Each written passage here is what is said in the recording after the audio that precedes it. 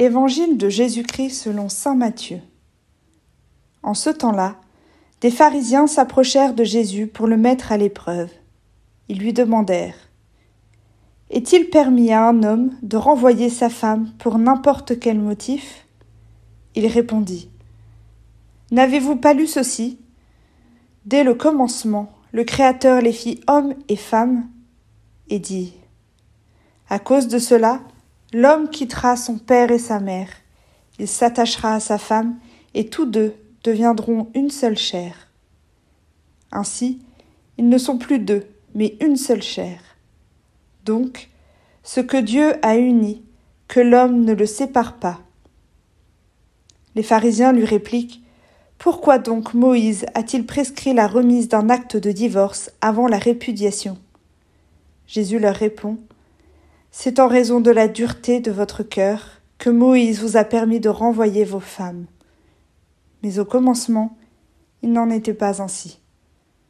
Or, je vous le dis, si quelqu'un renvoie sa femme, sauf en cas d'union illégitime, et qu'il en épouse une autre, il est adultère. » Ses disciples lui disent : « Si telle est la situation de l'homme par rapport à sa femme, mieux vaut ne pas se marier. » Il leur répondit : « Tous ne comprennent pas cette parole, mais seulement ceux à qui cela est donné.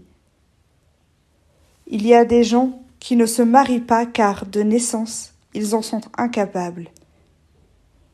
Il y en a qui ne peuvent pas se marier car ils ont été mutilés par les hommes. Il y en a qui ont choisi de ne pas se marier à cause du royaume des cieux. Celui qui peut comprendre, qu'il comprenne. »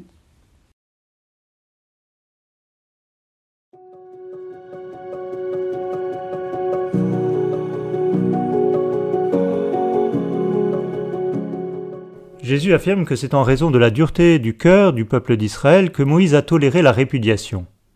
On peut être un peu étonné par cette manière de faire. Depuis quand pourrait-on assouplir la règle du fait du manque de bonne volonté de ceux qui devraient l'appliquer ? Cette remarque doit d'abord nous rappeler que la règle est donnée pour faire grandir et pour accompagner sur le chemin de sainteté. L'unité et la fidélité dans le mariage n'est pas d'abord une règle à observer, mais un chemin de sainteté. Et l'exigence de Jésus nous rappelle aussi que cet horizon ne doit jamais être abandonné. Face à des pharisiens qui voudraient peut-être voir un assouplissement des règles, Jésus rappelle la haute exigence de Dieu envers l'homme, qui est inscrite dès la première page de la création. Dieu propose un chemin de vie et de bonheur exigeant. Accueillons avec joie et générosité ce chemin de vie sur lequel le Seigneur nous accompagne toujours de sa grâce.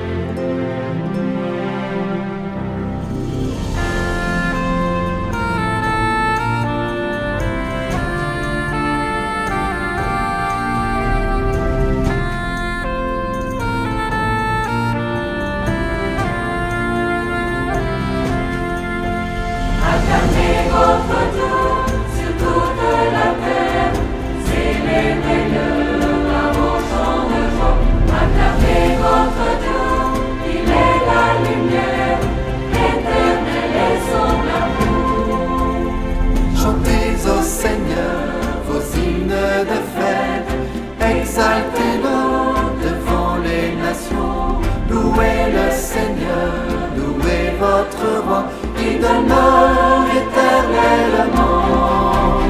Acclamez votre Dieu sur toute la terre, célébrez-le par vos chants de joie. Acclamez votre Dieu, il est la lumière, éternel est son amour. Louez, nations de la terre, ne craignez pas, vous serez bénis. Vous êtes son peuple.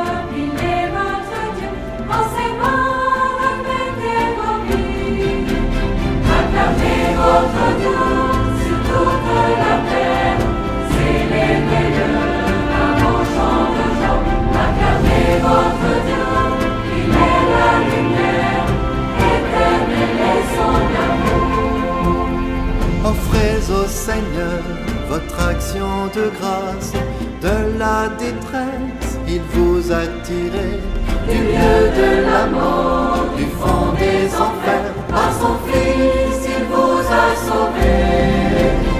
Acclamez votre Dieu.